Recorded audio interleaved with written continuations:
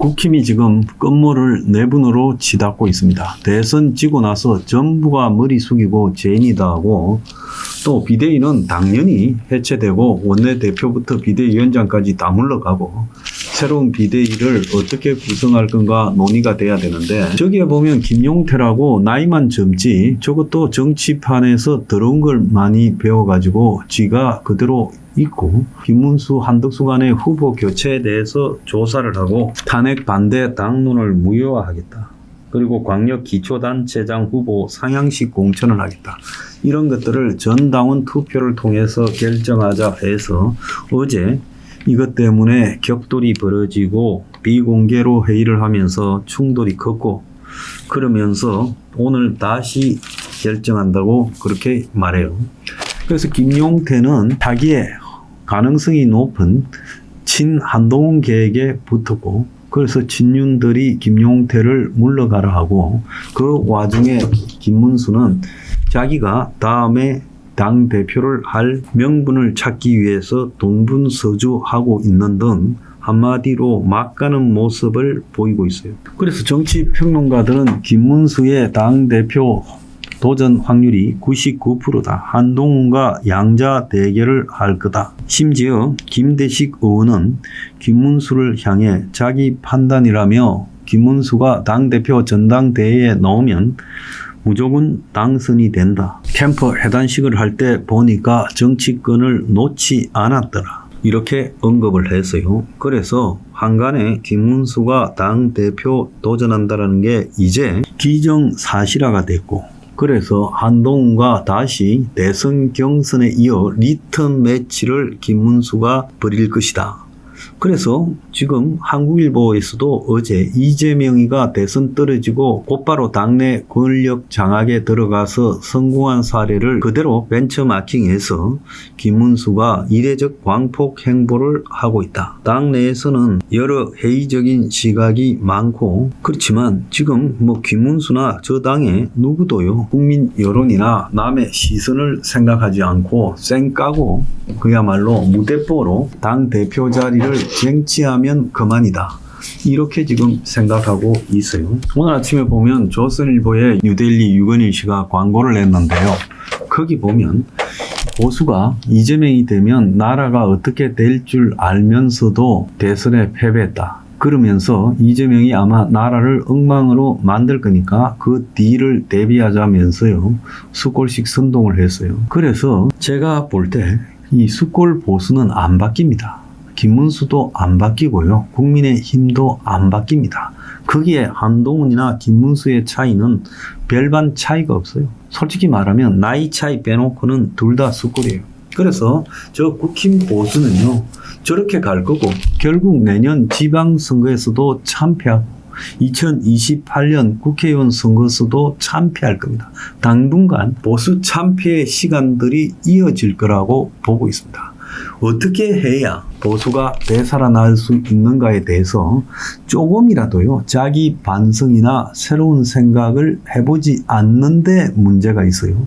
이번에 내가 41%로 8.3% 290만 표로 떨어졌으니까, 자, 이재명이가 집권하면 욕을 많이 먹을 거다. 나는 그래서 당만 내가 딱 쥐고 유지하면 다음에 79세에 내가 대선 후보로 나가서 당선이 되고 이재명 정권은 필패다. 그리고 잘하면 이재명이 중간에 쫓겨날 수도 있을 거다. 지금 그 생각하고 있겠죠. 그리고 그 머릿속에는 기존의 숫골 보수의 사고 기준에서 한치도 벗어나지 않았고, 대선 패배에도 눈꼽만큼도 반성하지 않았다. 이재명이가 자신이 2022년 윤석열 대통령에게 대선의 패배에서도 자기 반성을 하지 않고 권력 장악 욕구만 더 높였죠. 그래서 지금 더 무서운 이재명이가 돼서 돌아왔어요. 김문수도 똑같이 그렇게 하겠다는 거예요. 그런데 여기에 이제 하나 생각해 봐야 될 문제가 있어요. 이재명이와 운동권 좌파들의 끈질긴 공격력과 김문수와 숫골 기득권 우파들의 저 허약한 체질을 비교해 보면요, 김문수는 이재명이 아니고 숫골은요, 좌파 운동권 출신들이 아니라는 거예요. 솔직히 말하면 기량이나 수준에서 현저하게 떨어진다는 거예요. 그럼에도 내가 저들처럼 똑같이 하면 될 수 있다. 천만의 말씀이라는 거예요. 솔직히 말하면 이재명도 싫어하지만 김문수나 저 수골 그리고 그들에게 휘둘리는 저 국민의힘에 대해서 많은 보수 성향을 가진 국민들이 환멸을 느끼고 있다는 사실을 알아야 돼요. 그리고 이들이요, 다시는 어지간해서는 국민의힘이나 수골들을 지지하거나 그쪽으로 돌아가지 않는다는 겁니다. 그래서 내가 10년 선거 보이콧을 주장했잖아요. 10년만 선거를 보이콧을 해서 10년 동안 판판이 져야 이것들이 살기 위해서 근본적인 변화의 길을 찾을 것이다. 그 변화의 길은 뭐냐? 그것이야말로 철저한 사회개혁에 앞장서는 길이라는 거죠. 그래서 지금 투표권을 가진 유권자 대부분이 서민인데 이 서민 보수들을 잡고 서민 중도들을 잡으려면 서민을 위한 과감한 사회개혁을 수용해야지 기득권을 위한 정책을 펴면서 표는 서민에게 받는 것이 더 이상 통하지 않는다는 거예요. 이번에요, 권영국에 20대 여자들이 5.9%나 표를 던졌대요. 자, 권영국이 1% 득표를 하는데 저 지리멸렬한 정의당의 후신인 저 당이요, 그렇게라도 표를 받을 수 있고 대선을 완주할 수 있다는 것은 자신들만의 가치를 대한 신념이에요. 근데 지금 보수에서는 무슨 가치를 가지고 싸울 신념을 만들 수 있겠습니까? 가치가 옳아야 신념이 되는 거 아니에요?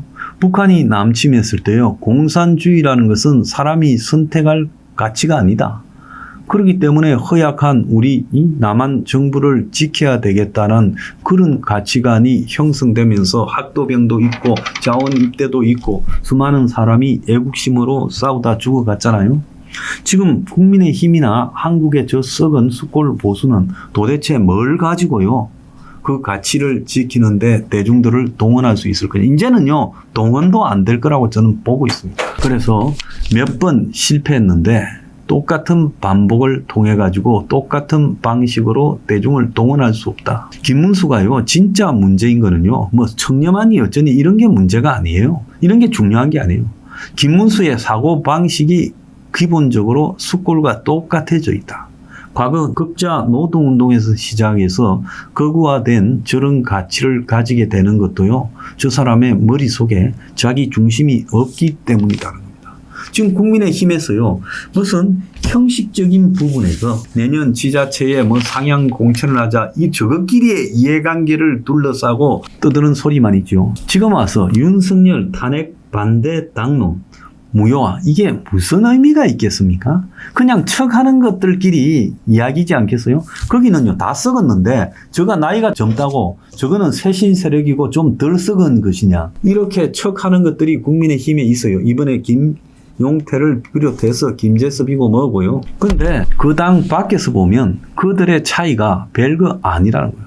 그 밥에 그 나물들이 서로 싸우는 거예요. 그건 우리하고 관계없는 너희끼리의 권력 장악의 문제다. 그 당에는 나이가 젊거나 늙었거나 관계없이 똑같이 썩었다. 솔직히 말하면 저 당에요, 뭐 새로운 인물이 나타나서 뭔가를 변화시키라 그 기대도 하지 마세요. 가면 갈수록요, 비슷한 그 밥에 그 나물들끼리 굴러가지 새 인물이 올 수도 없고 이제 밖에서 영입하기도 어려울 거예요. 그러면 어떻게 되냐? 이제 모든 것이 바닥까지 내려와서 우리는 이제 끝났다라고 생각할 때 살기 위해서 뭔가 서민이 한 과감한 쇄신을 해보자라고 자기 반성이 나올 때라는 겁니다. 그때까지요, 계속 져야 된다는 거예요. 그래서요, 정치 미련 가지지 마세요. 그야말로 끝장을 봐야 거기서 살아나는 수가 생긴다는 겁니다. 갈 때까지 간 놈들의 미련 가질 필요가 없다. 죽어서 살아나야 된다. 저는 그렇게 생각합니다.